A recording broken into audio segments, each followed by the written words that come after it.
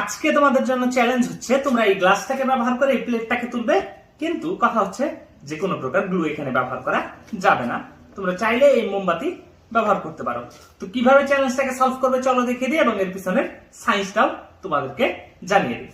তো চ্যালেঞ্জে জেতার জন্য তুমি একটা টিস্যু পেপার নিয়ে এইভাবে যদি একটু দিয়ে দাও এবং একটু পানি এখানে আমরা ঢেলে দিলাম, তাহারের মতো করে ঢেলে দিব।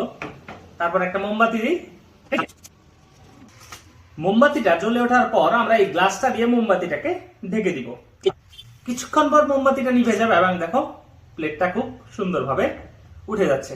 এরকমটা হওয়ার কারণ হচ্ছে যে আমরা যখন এই গ্লাসটা দিয়ে মোমবাতিটাকে ঢেকে দেই তখন এই মোমবাতি জ্বলার কারণে ভিতরে একটা ভ্যাকুয়াম ক্রিয়েট হয়, বাইরের বায়ুচাপ বেশি থাকে এবং ভিতরের বায়ুচাপ কমে যায়।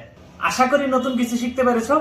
ভিডিওটাকে লাইক করতে একদমই ভুলবে না এবং যদি ভালো লেগে থাকে তাহলে চ্যানেলটাকে অবশ্যই সাবস্ক্রাইব করবে।